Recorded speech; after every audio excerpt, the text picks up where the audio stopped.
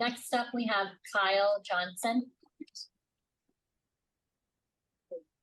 Hello, thank you, Mayor and Commissioners, for your public service today. It's been a long day. My name is Kyle Johnson, and I am Vice Chair of Bike Loud PDX. I'm sorry that I cannot be there in person. I spent the last 2 days removing gravel from our bike lanes using a homemade motorized sweeper, and my electric cargo bike is full of gravel. We are here today to urge you to support fixing our streets. This extension of the existing gas tax will help continue to move Portland forward towards a city with modern streets that reflect the values of our city. Portland's bicycle, climate, and transportation plans all call for 25% of all trips to be made by bike, and we still have a long way to go towards meeting that goal. I'm excited that this funding will help to update our vital neighborhood greenway network, which many Portlanders rely on to move around our city by bike. We are especially thankful that diverters are called out as a type of improvement that will be funded. Diverters can take the shape of mini pocket parks, outdoor business seating, and other features that filter out cars and keep our neighborhood greenways safe for kids, families, and older Portlanders and other users who are not comfortable mixing with automobiles. PBOT published a report last month looking at a new diverter at the Alameda Greenway. PBOT found out that there was no impact on nearby streets, and that after the diverter went in, there was a 35% reduction in cars on the Greenway. We hope that PBOT will use these funds to install many more of these effective treatments around the city. Our streets make up 40% of the surface area of Portland. How we invest and design our streets is a reflection of the values that make up Portland, which is why it is critical that PBOT follow their existing guidance when rebuilding our streets, which prioritizes first pedestrians, then bicycles, then transit users, and then automobiles. We look forward to engaging with the city on upcoming street rebuilds on Broadway, and most importantly, Sandy, where right now you can't ride a bike on. These redesigns must be in accordance with the policy City Council has adopted.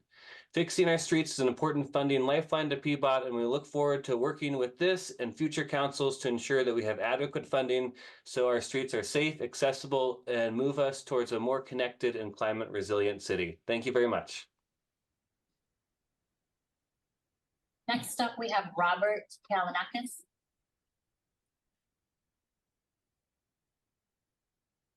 Welcome, Robert. Mayor, Commissioners, my name's Rob Yalanakis. I'm the captain of the Glencoe Elementary Bike Bus in Southeast Portland. We had our bike bus this morning, and I biked to City Hall. 3 weeks ago, I was assaulted by a driver during our bike bus. This driver was late for work and using a neighborhood street as a cut-through. When they saw our bus riding in front of them, they drove very close, started honking and yelling for the entire group, including many children, to move over. When I planted myself between the children and their car, they exited their vehicle and assaulted me. I tell you this story today, not because it is rare, but because it is common. Last summer, after a record month of traffic violence, Commissioner Mapps stressed the need for culture change. But culture and infrastructure are not zero-sum. This driver was used to a culture of cutting through neighborhood streets at high speed because that is the message our infrastructure sends him. It was the message our infrastructure sent to drivers speeding down the Taylor Greenway on Christmas Eve, flipped my bike while my children were on it. Every street is for private vehicle use, and everyone else is just visiting. Even kids riding to school, even a family riding to a holiday party. If we want culture change, we need to use infrastructure to reinforce it. That's why I'm here today to urge you all to support Fixing Our Streets 3 and the vital funding it provides. I'm especially thankful that diverters are called out as a type of improvement that will be funded. I believe our staff at PBOT are some of the best in North America, and this funding and the courage to influence culture through infrastructure are vital to their best work. Also take the opportunity to invite our mayoral candidates to ride any of the, or all of the 18 bike buses we have in Portland. We'd love to have you along. Thank you. Next up, we have Melissa Kostelecki.